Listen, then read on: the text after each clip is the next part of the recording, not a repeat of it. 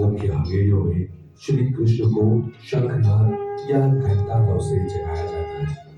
बाद में उनको मिश्री, मलाई, दूध एवं मक्खन का बना कलेवा समर्पित किया जाता है।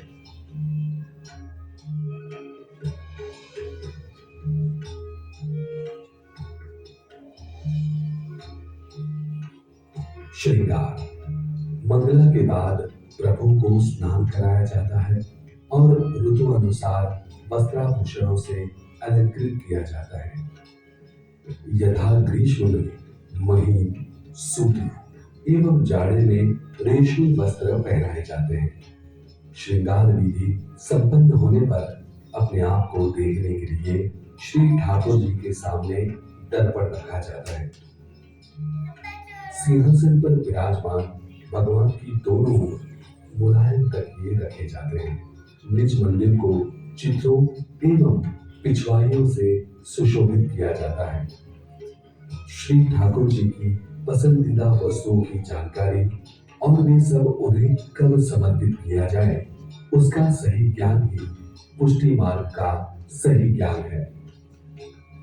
इस जरूरी ज्ञान से श्री कृष्ण अपने भक्तों के लिए अविलंब बनते हैं और उनके साथ निजी स्तर पर उनके संबंध जुड़ते हैं।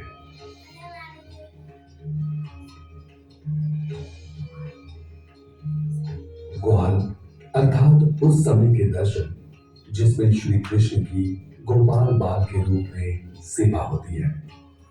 अन्य गोप बालकों के साथ गोरे चराने जाने से पहले भगवान को ताजा दही से भरपूर लस्सी यानी कि दहिया दी जाती है। इस समय की सेवा श्री वल्लभाचार्य के औषधों के घर पर ही होती है।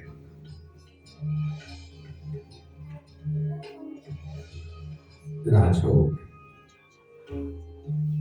मध्याह्न काल में यशोदा माता श्री कृष्ण को भोजन के लिए बुलाती है। यही राजभोग कहलाता है। राजभोग में वनोत्सव के अवसर पर गोपियों द्वारा लाया गया भोजन थाल भी दिया जा सकता है। कभी कभी श्री कृष्ण राजभोग ग्रहण करने के लिए गोपी के घर पर भी पहुंच जाते हैं। राजभोग में दूध से बने शर्करा युक्त पकवान, कई सब्जियां और धान्य एवं दलहनों के स्वादिष्ट व्यंजनों का समावेश होता है।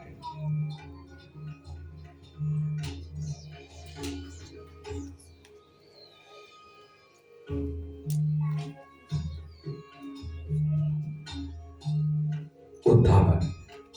वन में दोपहर के विश्राम के बाद श्री कृष्ण दोपहर की लीलाओं का प्रारंभ करते हैं, जिसे उत्थापन दर्शन कहा जाता है।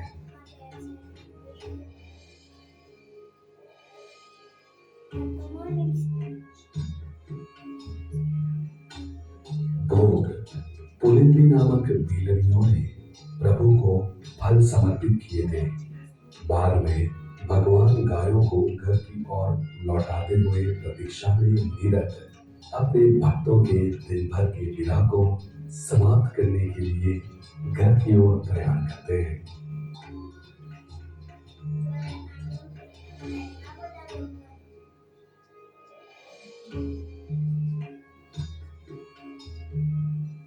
संध्या आरती।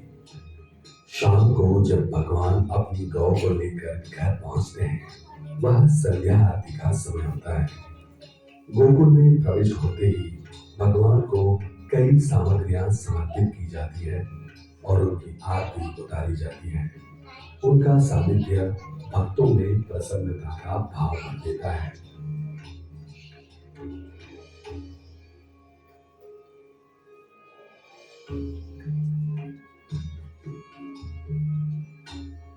शयन। यह श्री कृष्ण का रात्रि भोजन का समय है। भगवान के प्रत्येक दर्शन के साथ अनेक विधि लीलाएं और भाव जुड़े हुए हैं। कृष्ण या तो रमण भाव से गोपियों के साथ होते हैं या बाल भाव से माता यशोदा के साथ। आरती के बाद भगवान को पौढ़ाया जाता है। वस्तुतः प्रभु कदापि शयन नहीं करते, वे तो सदैव लीला धाम में रमण करते हैं। उनकी झाड़ी सदैव ताजा और मधुर जल से भरी होती है और बंटा मिष्टान मेवे से भरा रहता है।